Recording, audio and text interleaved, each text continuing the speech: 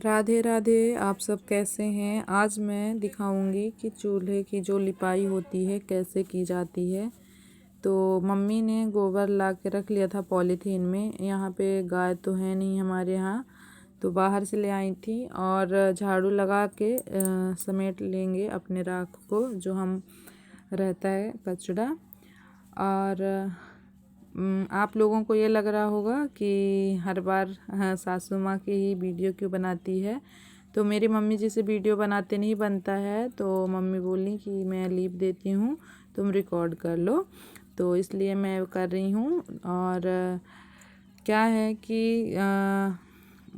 इस बार हमें इसमें मिट्टी नहीं मिला, इसलिए मिट्टी नहीं डाले हैं। बट अगर मिट्टी डाल के लिपाई करो तो और चिकनाहट आती है। तो जो न्यू हो तो इस वीडियो को लाइक करिएगा अच्छी लगे तो, और सब्सक्राइब ज़रूर करें जो न्यू हैं, और जो पुराने हैं तो हमारी वीडियो को फुल वॉच करें और अपना सपोर्ट बनाए रखें। शेयर तो कोई करता ही नहीं, तो हम उम्मीद भी क्या करें। पर फिर भी अगर अच्छा लगे तो आप एक शेयर ज़रूर कर देना, जिससे कि हमें सपोर्ट मिलेगा आपका। तो देखिए मम्मी जी कितने एकदम सफाई से लिपाई कर रही हैं। तो आपको बहुत ही अच्छे तरीके से पहले गोबर को मिलाना है और फिर मिला के आपको चारों तरफ से करना है। क्योंकि चूल्हा पोतते समय ना, जब हम चूल्हा पोत लेते हैं और सूख जाता है तो फिर दिखाई देता है कि छूट गया है, तो वो जूठन कहलाता है हम लोगों के भाषा में।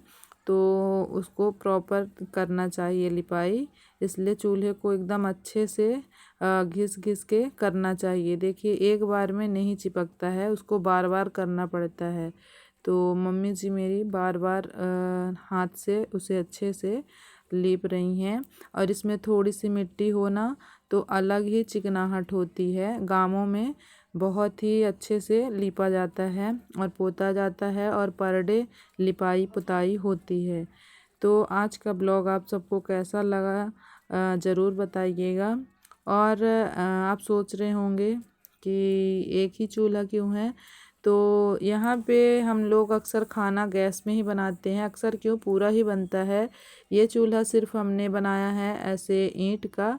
गांव के चूल्हे पूरे मिट्टी के बनते हैं। तो अगर आपको चूल्हा बनाने की वीडियो देखना है तो कमेंट बॉक्स में बताइएगा, हम ज़रूर बनाएंगे चूल्हा बनाते हुए की। तो इसको मम्मी ने ईंट रख के बनाया है और फिर ऊपर से मिट्टी छाप दी है। तो ये हमारा टेम्परेरी चूल्हा है।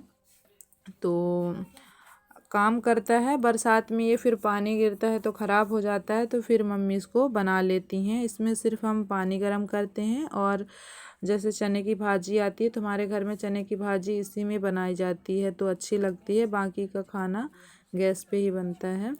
तो इसलिए और यहाँ पे हमारे बच्चे भी हैं जो देख रहे हैं कि मैं क्या कर रही हूँ। और तो मम्मी मेरी प्रॉपर लिपाई कर रही हैं। और देखिए क्या है कि जीवन में हर एक मोड़ आता है तो काम सभी आने चाहिए। चाहे आप शहर में रहो या गांव में रहो, काम हमेशा करना चाहिए। आजकल के बच्चों को गोबर से घिन लगता है, तो ये गलत बात है। गोबर हमारे पर्यावरण का एक शुद्ध प्रारूप होता है, जो ऑक्सीजन के लिए बहुत ही सही होता है। गाय के गोबर के कंडे से जलाने से ऑक्सीजन की मात्रा बढ़ती है, इसलिए हमें गोबर का उपयोग अपने घरों में करना चाहिए। और अपने घरों को शुद्ध, अपने जो पुराने रिवाज हैं उनके तार्किक जो होते हैं, उन सब चीज़ों को हमें अपने बच्चों को सिखाना चाहिए। तो ये देखिए कैसे मम्मी लीप रही हैं। और ये जो राख है, इस राख को हम बाहर ले जाके पौधों में डाल देंगे, तो उसमें नमी बनी रहती है जब हम सिंचाई करते हैं। हमारे यहाँ गांव में हमेशा लिपाई होती है। सुबह जैसे यहाँ हम गैस में खाना बनाते तो पोंछा होता है, वैसे हमारे यहाँ हमेशा सुबह उठते ही पुताई स्टार्ट होती है। तो जहाँ पे हम लोग खाना खाते हैं उसको जूठन ही माना जाता है, इसलिए प्रॉपर जहाँ तक आपका हो सके तो लिपाई पुताई करना चाहिए। और ये सारे काम नहाने से पहले कर लो तो ज़्यादा अच्छा लगता है।